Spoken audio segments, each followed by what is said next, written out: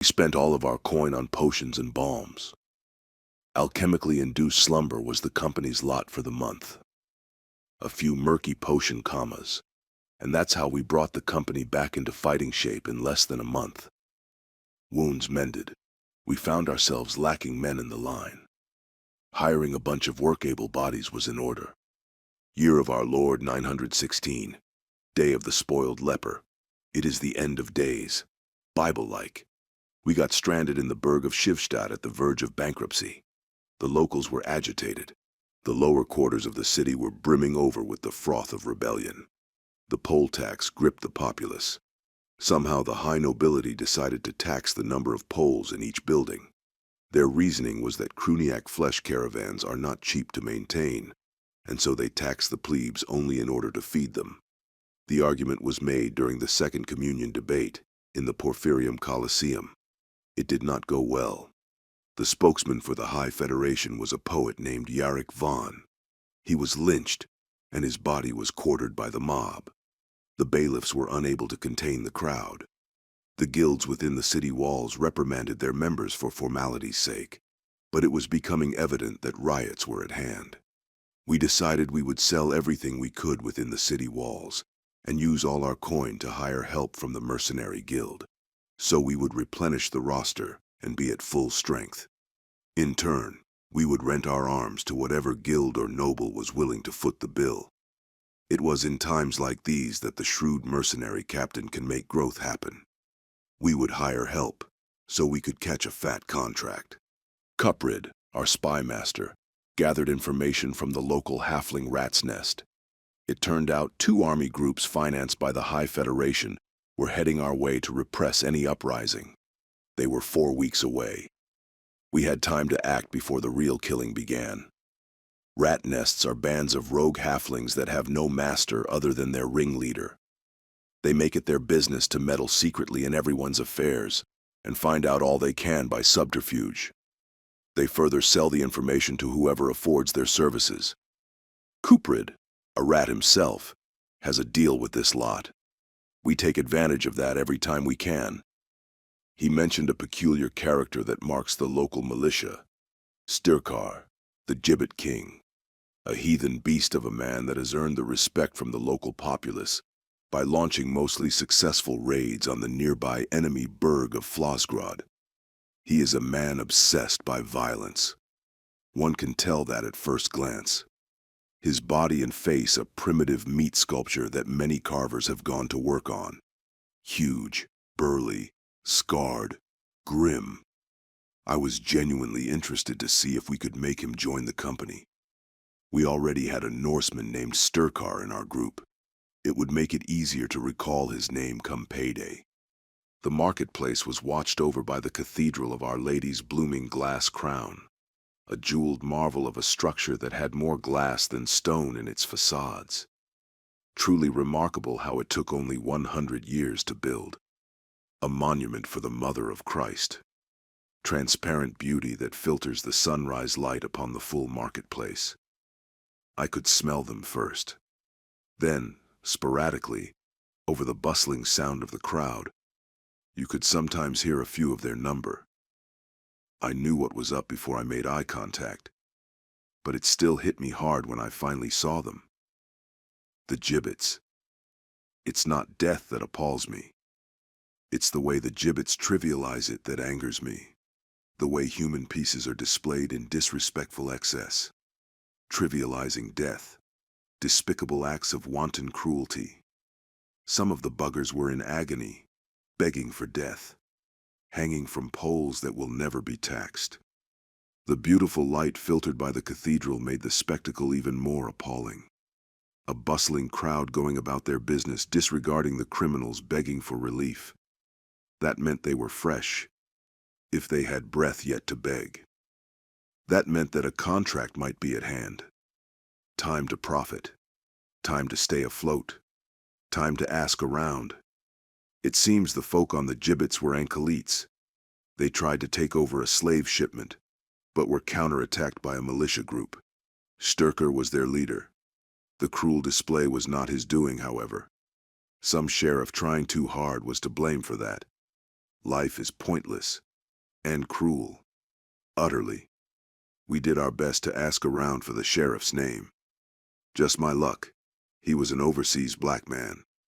Ambitious and just as hard-working, obviously. Name was irrelevant. He died that evening. Lynched by an indistinct mob in an alley. We found out about that in an intimate way. He didn't stand a chance. We left him hanging by a post. There were no witnesses. The fool traveled alone.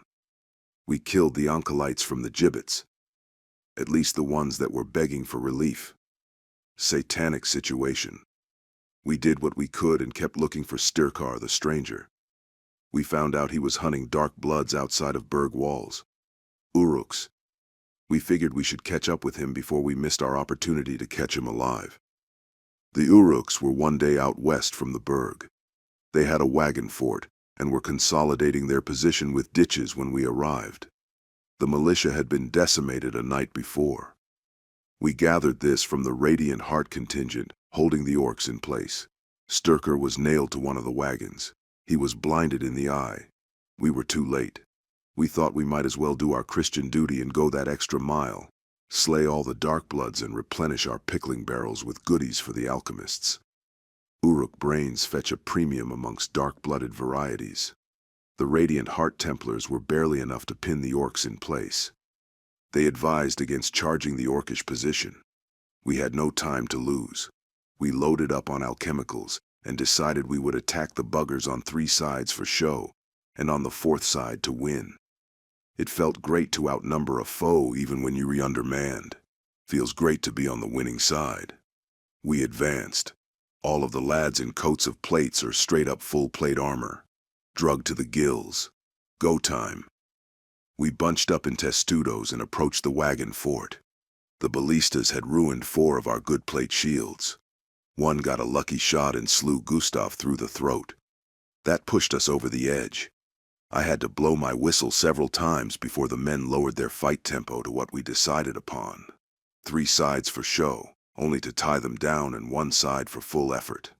The Radiant Heart brothers were sniping the foe with their heavy arbalests. It was a blessing to watch them work the knobs over.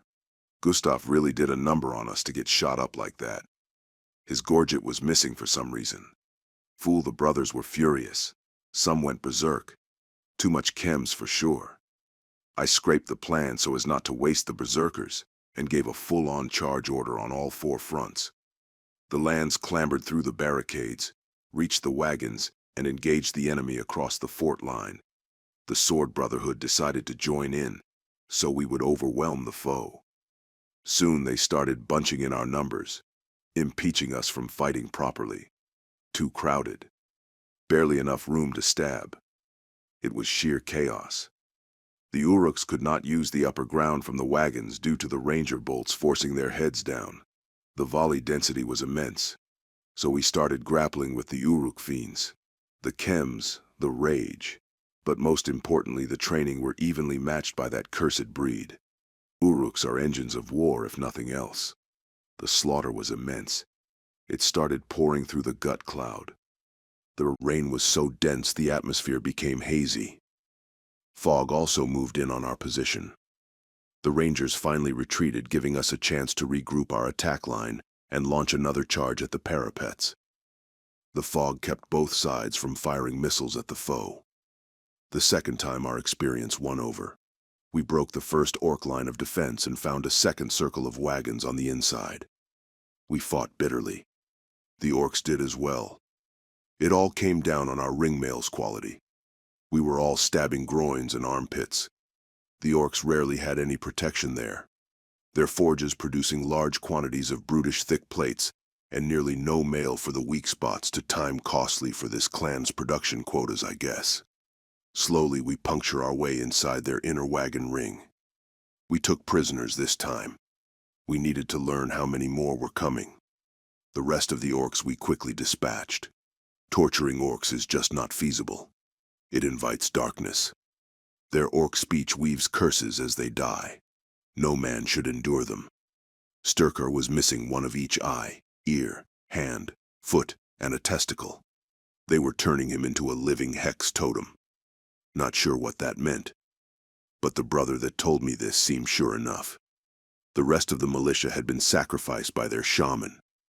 Not sure which one of them was the shaman, or even if we managed to slay it.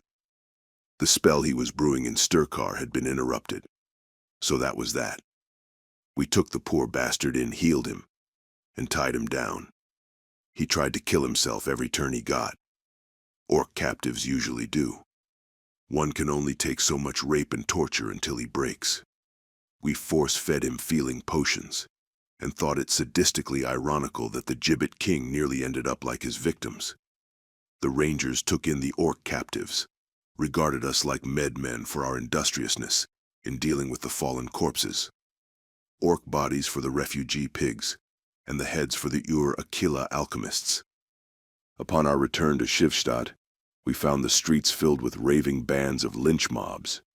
We were tired and bloodied, but none had any chance against us. We made our way to our old warehouse inn, the Lichen Maid. Food and board, and let the alchemicals and salters do their jobs.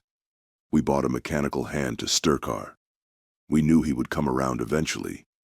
We drugged him with the best stuff. He would most likely recuperate, and maybe fight on one of the wagons later on. Veterans are prized even if crippled. With so many wounded, getting hired was out of the question at this point. We boarded up and got ready to lick our wounds and drown our sorrows in kegs of ale. The 2 High Federation armies finally arrived. They did not have the desired effect, however. A Commonwealth legion also joined the front, natural enemies, the 2 parties. High Feds are high church and most high nobles, and the Commonwealth is filled with the free but disenfranchised, petty nobles and free men taking up arms to make sure none lose any coin over the many Poles within their manors. The 2 forces entrenched themselves inside the city.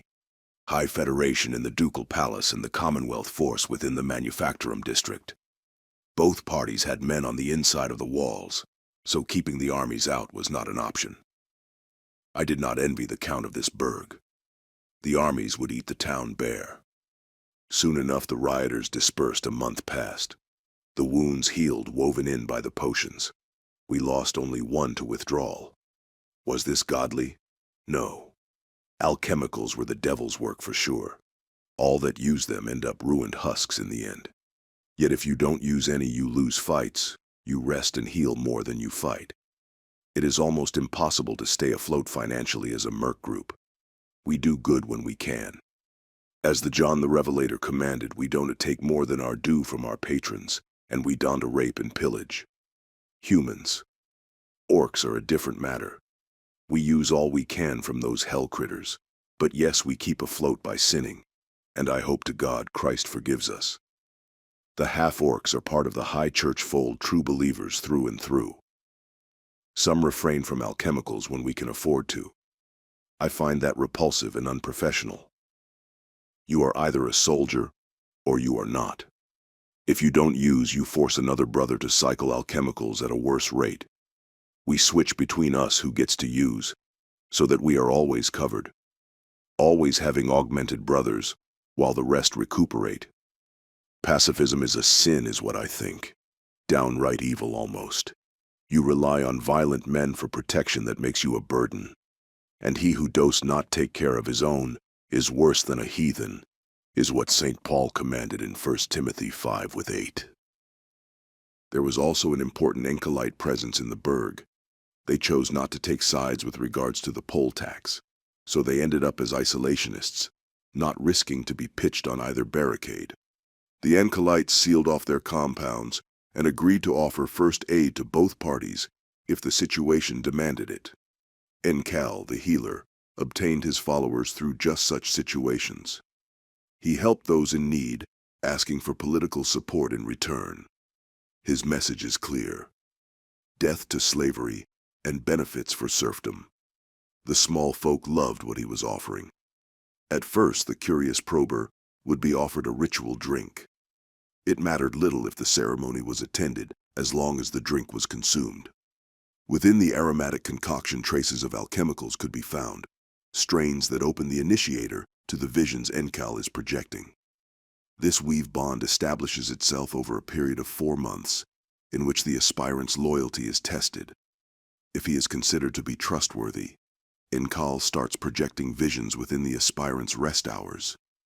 These visions both soothe any existing trauma and start opinionating the individual to the point in which the Oncolite becomes associating Incal's political agenda with the soothing of his ills.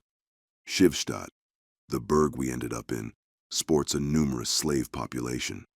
I'm considering buying slave soldiers again. A half-orc contingent would serve well. My only problem is that they respect the good book too much, too strictly. I've even heard that there are factions amongst their kindred that refrain from the use of alchemicals. They would rather die than sully their God-given temple with devilish concoctions. Loyal, hardy, disciplined but obnoxiously Christian. Tough call to make. Consulting the mercenary lists, I figured there was a great number of Eldric's goons in the burg. They would make for the best hire. Great sergeants, excellent soldiers, ruthlessly devoted to the Emperor and his creed, however, since they are veterans of Cruniac, or direct descendants of those men. This begs the question of their sanity. Cruniac is a place of no return. Nothing steps foot in its shadow, and lives to tell the tale. And by all appearances, Eldric's goons have been born in Eldric's self-imposed crusade within Cruniac. Eldric Ermengild, the Emperor who returned 12 years ago from the bellows of Cruniac, is a living miracle.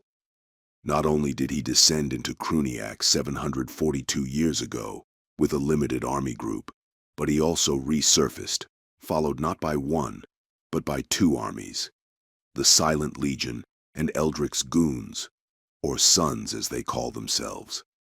These men that have witnessed Cruniac in its full eldritch abominable glory not only have not grown insane from the experience, but they've reproduced in such a profuse manner that they have almost created another phenotype.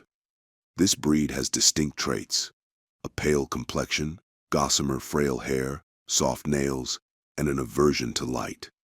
Some have labeled them Eldric's Uruks. That is not such an absurd exaggeration, as they apparently do not shy away from any wicked deed in the service of their overlord, nor would they cower beneath sunlight in their emperor's errands, despite them loathing the sun. Eldric has used them already in a very despicable act, the secularization of monastic wealth. They have all enforced the looting of church property on their way from Cruniac's lips to the emperor's high seat in Hayhold, the Twin Crown Burg. It is called the Twin Crown Seat, as it is both the seat of the Shield Knightly Order, seat of the High Church, and moreover, the trial place of the imperial cult. The imperial cult ties religious significance to the emperor's persona. Their arguments are plausible. The first argument is that the emperor, Eldric Ermengild, has apparently lived precisely 767 years, as much as the people of the olden biblical narrative.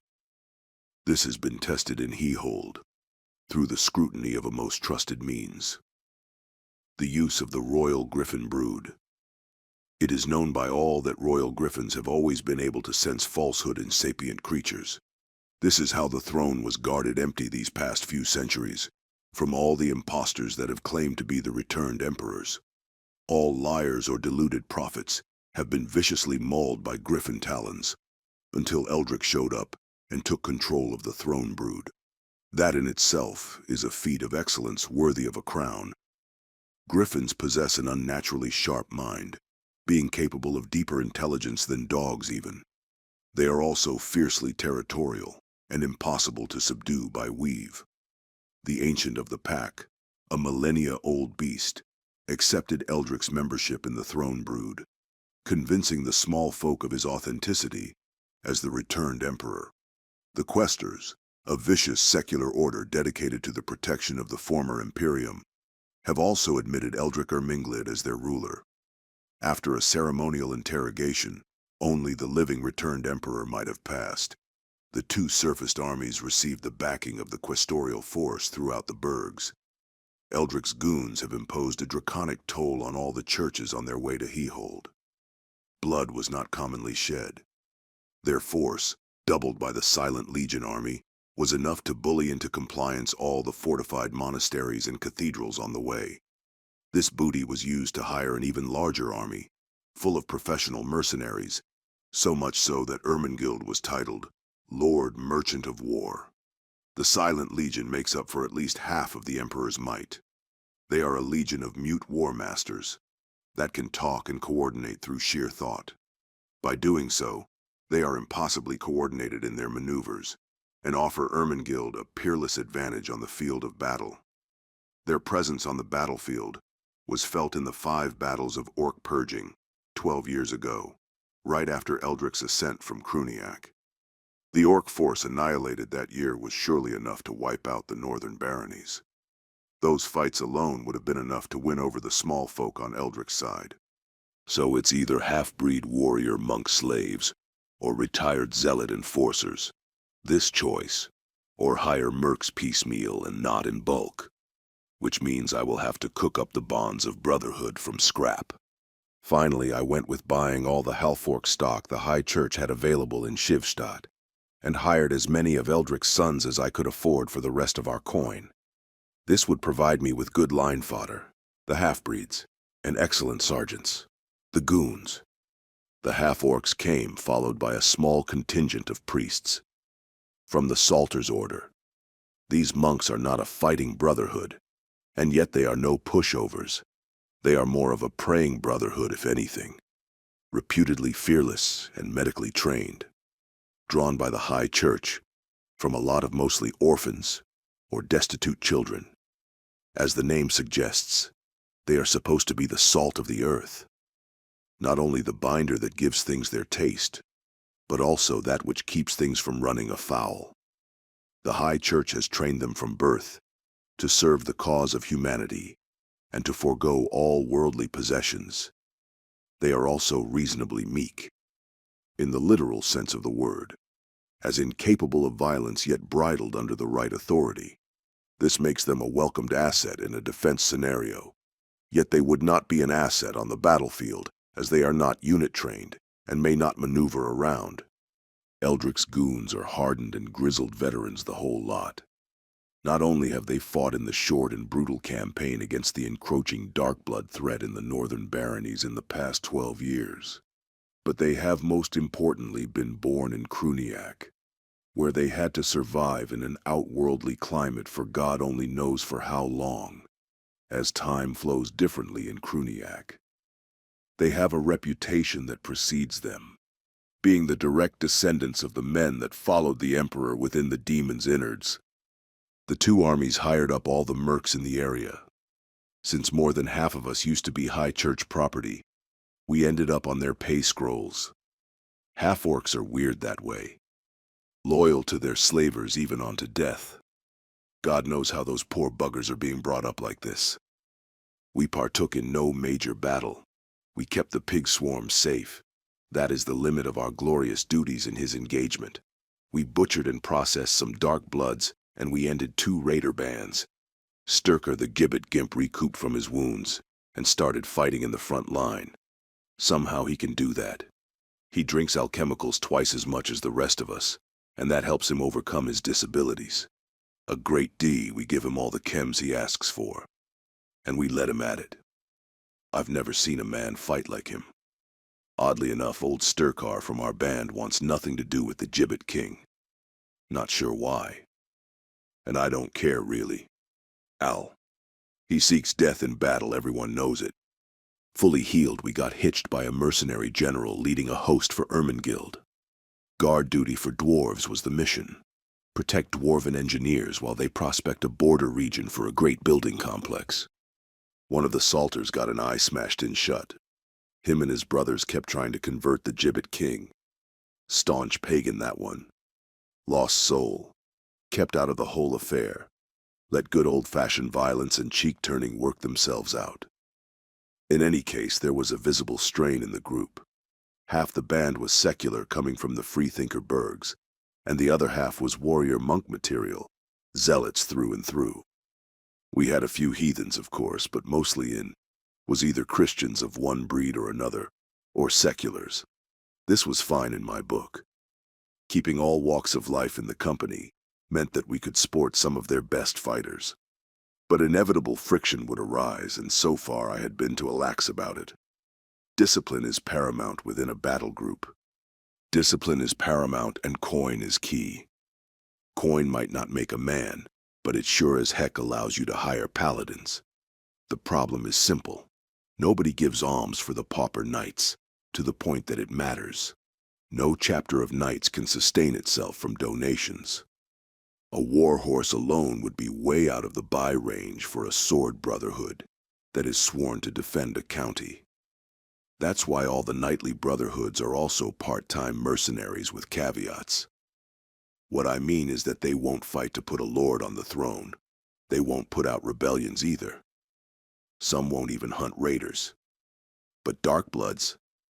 Yeah, sure.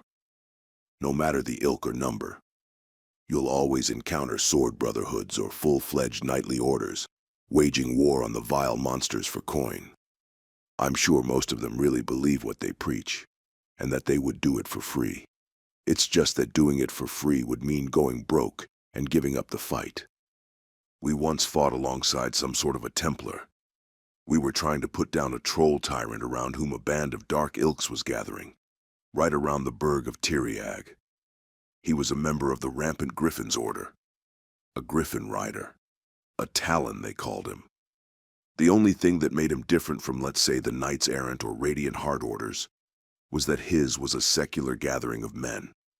It wasn't always like this. When the Emperor founded the knightly orders, before his descent into Cruniac, they were staunchly Christian. 300 years passed in which the faith wars harrowed humanity. This changed things. As a means to keep themselves out of possible future religious wars, some of the orders decided to adopt a secular creed. They did not forego religion as a practice.